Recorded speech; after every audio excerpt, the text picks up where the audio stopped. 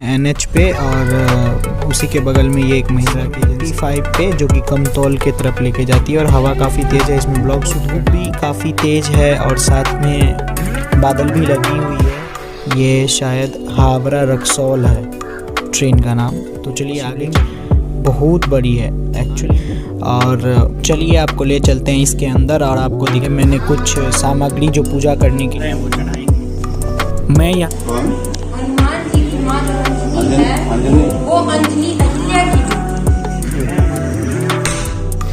देख रहे हो, यहाँ पे भगवान राम जो है वो रहे हुए हैं। कि भगवान राम का कोवर घर था। भगवान राम और सीता माता यहाँ पे कभी आई गर्दन सीधा करके देखोगे ना तो आपकी गर्दन अकड़ जाएगी, इतनी ऊंची। जो इसकी खूबसूरती है वो उसका कोई जवाब नहीं है। तकरीबन तो अब 400 साल होने वाले हैं।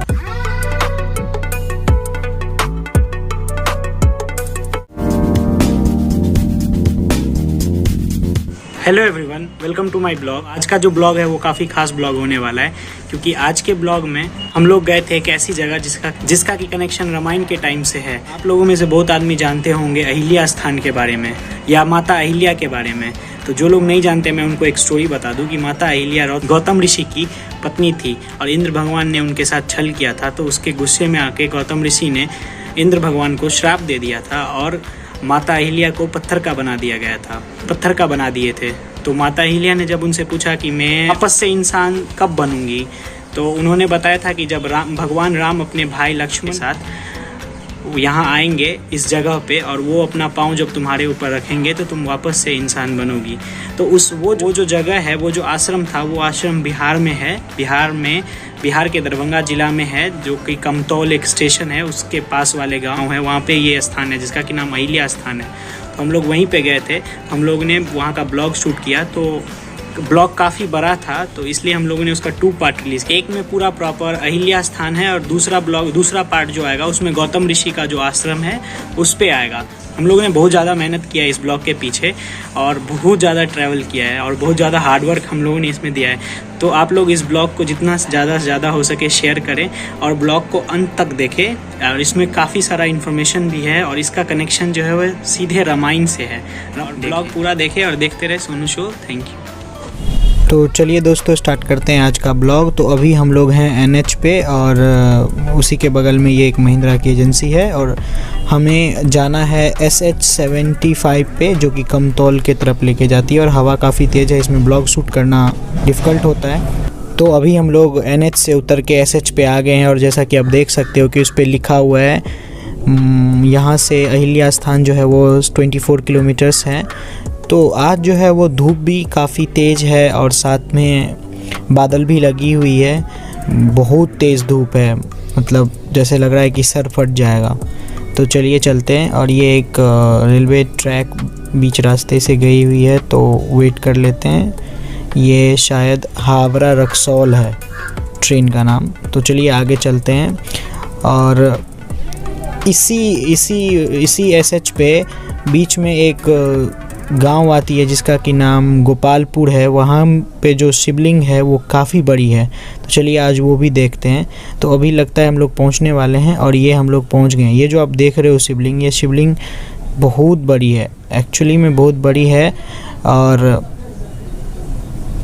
ये अब देखो, ये अच्छी खासी बड़ी है। तो चलिए चलते हैं आगे। तो अभी हम लोग जो है वो SH से नीचे उतर गए हैं और यहाँ से तकरीबन 2 से 3 किलोमीटर की जर्नी है। तो चलिए चलते हैं आगे और देखते हैं कितनी दूर और बची हुई है। तो इधर मैंने एक चीज़ गौर किया कि यहाँ का जो मतलब आपको व्यू जो है ना वो बहुत सुंदर है और बहुत अच्छा लगता है। तो फाइनली अब हम लोग पहुँच गए हैं और जैसा कि आप देख सकते हो कि यहाँ पे लिखा हुआ है अहिल्या स्थान। और चलिए आपको ले चलते हैं इसके अंदर और आपको दिखाते हैं ये खूबसूरत जगह।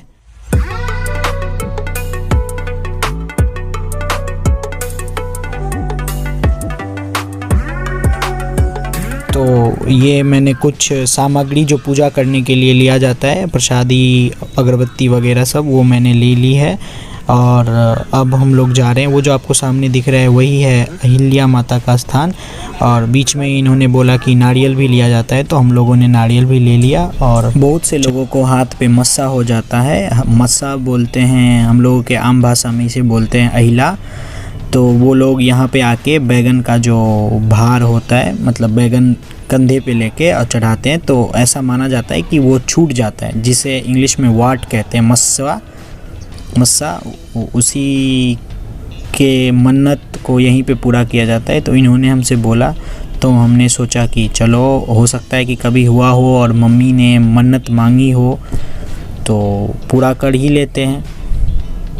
तो फिर चलते हैं, ले लिए एक, क्या लिए, क्या है, बैगन का भार।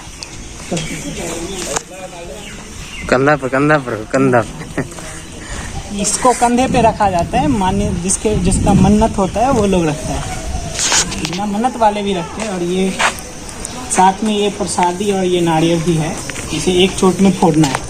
चलते हैं आगे।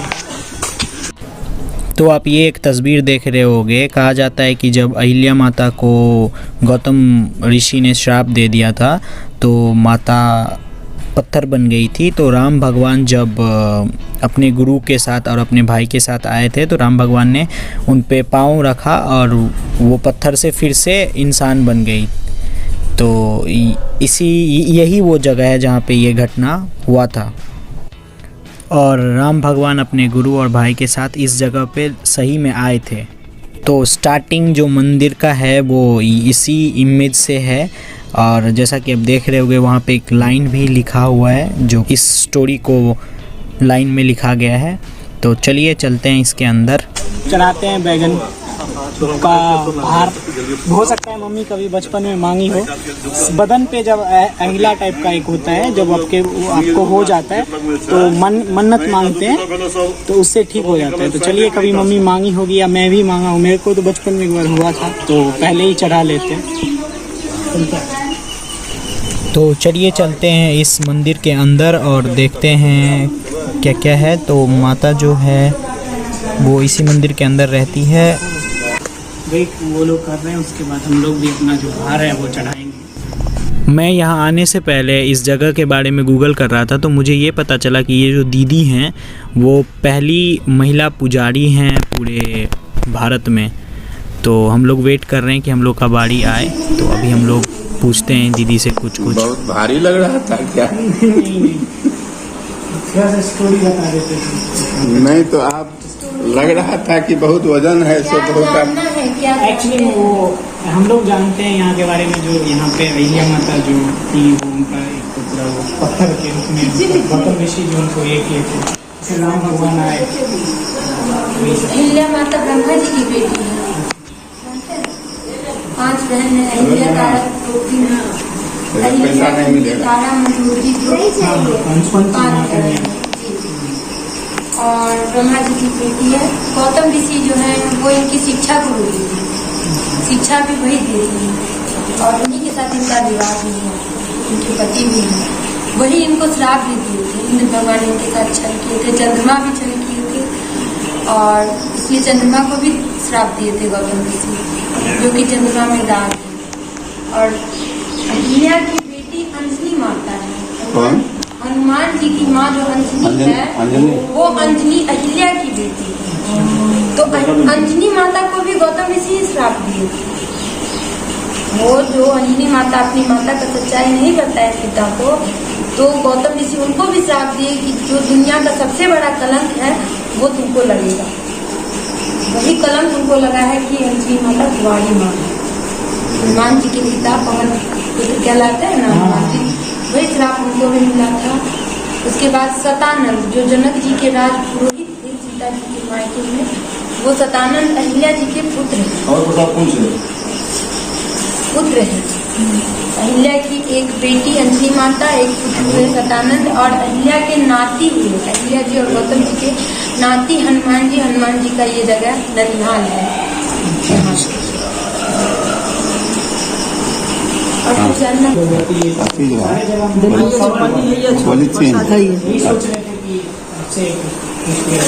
आपके बारे में गूगल पे भी हम लोग ने देखा था कि पहली आप मतलब वो महिला हाँ पूजा, महिला यहाँ पे कल्याण। पहला मंदिर है जहाँ महिला पूजा जा रही है महिला। गूगल पे देखा था इसलिए थोड़ा सा क्यूरियोसिटी है। पंखा चला सके छे ये यहीं पे दोनों बीच वाला से ये यहीं पे लाइट नहीं है, लाइट नहीं जैसा कि आपने स्टोरी सुना, आपने पूरा शायद स्टोरी सुन लिया होगा, अगर नहीं सुना होगा तो मैं आपको फिर से वापस से बताऊंगा। और अहाँ सबके नहीं चलिए आगे चलते हैं। लेकिन ई जगह जैसे तो देखै थी शांति बहुत मिलत है। चारों एरिया चारों साइड किसी भी एरिया में जाएंगे ना कोई ऋषि का ही स्थल है। इधर जगवन पड़ता है वहाँ पे यज्ञ वल्लभ ऋषि का आश्रम है। अच्छा जगवन इधर सिंधिया पड़ता है, सिंधिया में श्रृंगी ऋषि का आश्रम है। इधर गौतम ऋषि का हो गया। गंगेश्वर तरफ जाइएगा तो चैतन्य मुनि का आश्रम है। मतलब चारों साइड यहाँ मुनि का ही आश्रम है। आगे पीछे तो दीदी ये जो बगल में जो मतलब तालाब जो है उनके उसके जैसे घर का होता है ना, जैसे अभी हैंडपंप लगाते हैं वैसे ही ये अहिल्या कुंड है। ये गौतम ऋषि और अहिल्या माता का स्थान था, जो आश्रम होता है ना वो आश्रम था, तो वही ये अहिल्या कुंड है। आश्रम का जो कुंड अच्छा पर्सनल मतलब उनके जिसको अहिल्या विशेष रूप से होता है, जल्दी नहीं छूटता है। मान्यता है कि इसमें अगर स्नान करके अगर भार चढ़ाए वैसे तो भार चढ़ाने से भी छूटा है। दीदी इसमें सुने कि जितिया के टाइम में मतलब आदमी सब मतलब हाँ स्नान नहीं होता तो हमेशा है। जितिया व्रत जो है उसमें थोड़ा विशेष करके होता है, पुत्र प्राप्ति का है वो पूजा। इसलिए यहाँ पे ज्यादातर महिला आती है। हमारे यहाँ का शांत वातावरण है, इसलिए महिला उसमें निर्जला व्रत होता है। यहाँ का वातावरण बहुत शांत है। यहाँ देखते हैं ज्यादा जैसा यहाँ से निकलेंगे तो ज्यादा तापमान मिलेगा, लेकिन यहाँ पे थोड़ा इसलिए यहाँ पे आके विश्राम होते हैं। जो दिन का गाड़ी चला रहे हैं पहुँच गया। तो चलिए तोड़ते हैं ये नारियल। एक बार में तोड़ना है। और जैसा कि आपने दीदी से सारा स्टोरी सुन ही लिया होगा, तो अगर उसमें अभी कुछ अगर रह गया ऑडियो में कमी तो मैं आपको सुना दूंगा। चलिए पहले ये तोड़ते हैं और कुछ जानते हैं दीदी से। एक बार में तोड़ना है। चल जय माता दी।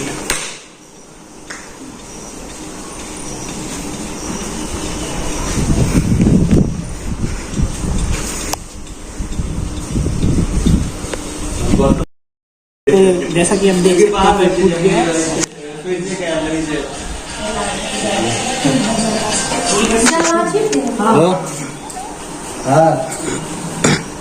लोग को यहाँ आने के बाद पता लगा कि एक्चुअली में जो गौतम को कुछ पानी नहीं है।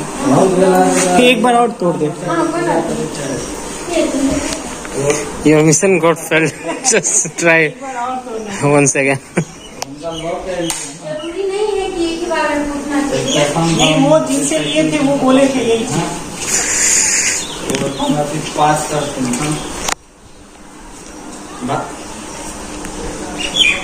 सवा 11 बजे।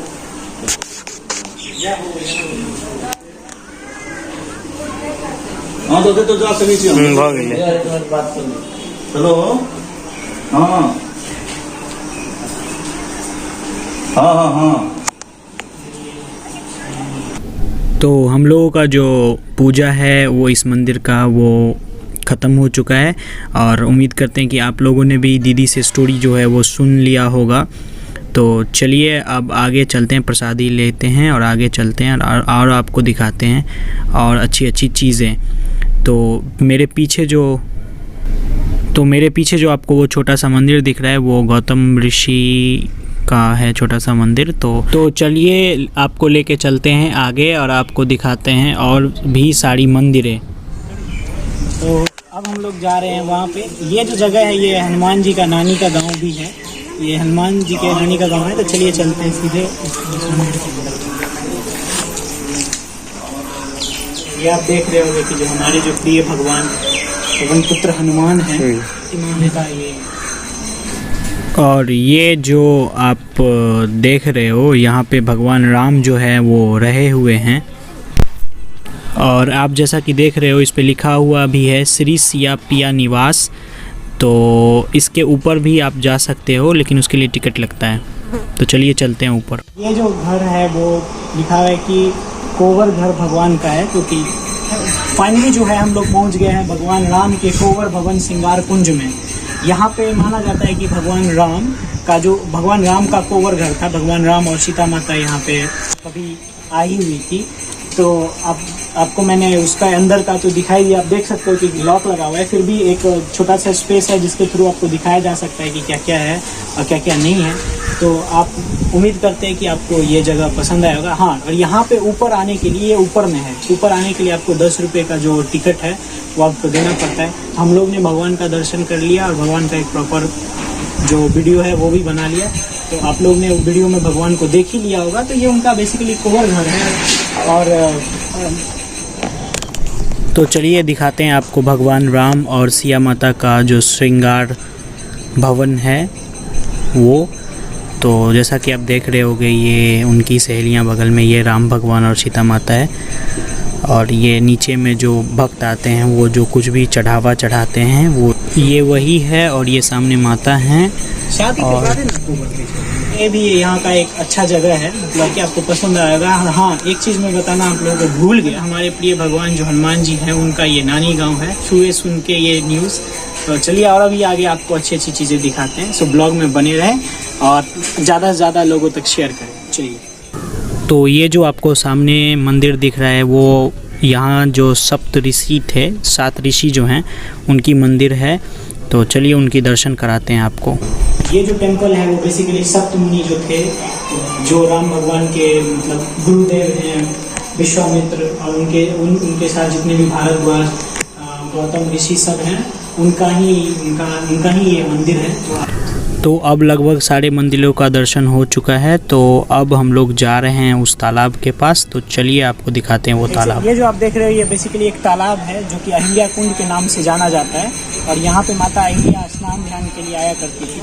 तो स्नान के लिए आया करती थी। जैसे हम लोग इस ज़माने में अपने घर में तालाब, हम लोग अपने घर में चापाकल या फिर सिंटेक्स वगैरह सब लगाते, तो पहले ज़माना में तालाब हुआ करता था नहाने के लिए। तो यही वो कुंड है जिसमें माता स्नान किया करती थी।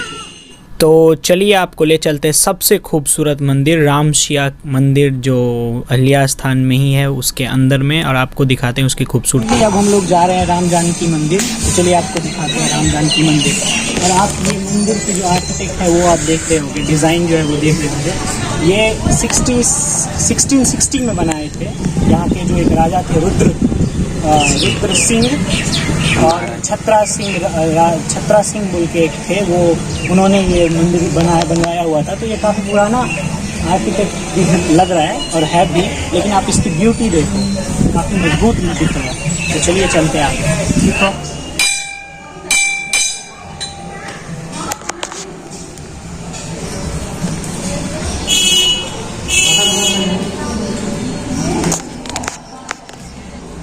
यही है वो सीता माता और राम भगवान को देख रहे होंगे। और राम माता सीता की जो पाँव के जो फुटप्रिंट थे उन्हीं को यहाँ पे रखा गया है और उन्हीं पे ये मंदिर बनाया गया है। यहाँ के जो महाराजा थे उन्होंने 1660 ईस्वी में एक ये भव्य मंदिर बनाया है। और आप देख सकते हो कि यहाँ पे एक्चुअली में इतना अभी ठंडा महसूस हो रहा है कि मैं आपको क्या बताऊँ, पूरा मेरा इंटायर बॉडी जो है वो काम है। तो फाइन आर्ट्स दिखाते हैं हम उस टाइम। तो चलिए आपको दिखाते हैं यहाँ का जो ये जो मंदिर है, उस मंदिर की जो आर्किटेक्ट है वो कुछ आपको देख के ये आप आश्चर्य में पड़ जाओगे कि ये कितना मतलब खूबसूरत होगा उस टाइम में। विकिपीडिया के अनुसार इस मंदिर को बनाने में तकरीबन 20 साल लग गए थे। 1662 में चालू हुआ था और 82 में जाके बनना ख़त्म हुआ था। अब इसकी जो ब्यूटी है उसके बारे में आपको क्या ही बताऊं। इसको जितने अच्छे तरीके से बनाया गया है अभी तक ये चल रहा है, बट गवर्नमेंट शायद इस पे ध्यान नहीं दे रही है, जिसके कारण अब इसके जो दीवार हैं वो मेंटेनेंस प्रॉपर नहीं होने के कारण झड़ रही है। बट अभी भी जो इसकी ब्यूटी है, आप क्या बताऊं आपको, देखिए ना, एक एक दीवार के ऊपर में भी पेंटिंग और जो मिट्टी की जो कला होती है वो सब बनाई गई है। इसके ऊपर जो मूर्ति होती है सब कुछ बनाई गई है। आप जब इसके अंदर आओगे और बाहर में जो टेम्परेचर है वो बहुत ज़्यादा है, और आप इसके अंदर आओगे कोई एसी कुछ भी नहीं है, फिर भी आपको इतना ठंडा महसूस होगा, इतना ठंडा महसूस होगा कि आपको क्या बताएं। आप इसकी एक एक दीवार देखो, आप इसकी जो पाया इस बोलते हैं पिलर्स देखो, पिलर्स अभी टूट गई है, फिर भी देखो इसकी मोटाई देखो आप, जो इसकी खूबसूरती है, जो इस पे डिज़ाइन है, बहुत सुंदर है, बहुत सुंदर। मैं आपको इस मंदिर को दूसरे साइड से दिखाने की कोशिश कर रहा हूँ। इससे जब आप पूरा ऐसे गर्दन सीधा करके देखोगे ना तो आपकी गर्दन अकड़ जाएगी, इतनी ऊंची है ये और इतना विशाल है देखने में। बट वही बोलते ना कि आप जब किसी चीज़ की मेंटेनेंस ना करो तो वो ख़राब हो जाती है। फिर भी अभी भी बहुत ब्यूटीफुल है, इतने सालों के बाद भी जो इसकी खूबसूरती है वो उसका कोई जवाब नहीं है। तकरीबन तो अब 400 साल होने वाले हैं, 400 साल हो जाएंगे, 400 साल अभी हुए नहीं हैं, लेकिन 400 साल होने के बावजूद भी इसकी जो खूबसूरती है वो काफ़ी ज़्यादा है। तो उम्मीद करते हैं कि आपको ये जो मंदिर है वो पसंद आई होगी, और आप विकिपीडिया पे भी इसके बारे में पढ़ सकते हो। विकिपीडिया पे भी ये चीज़ अवेलेबल है, क्योंकि ये काफ़ी फेमस जगह है पूरे बिहार में। तो चलिए, तो उम्मीद करते हैं कि आपको ये ब्लॉग पसंद आया होगा और इसका पार्ट 2 भी जल्द ही रिलीज़ होगा। तो देखते रहे Sonu show. Thanks for watching my blog, bye.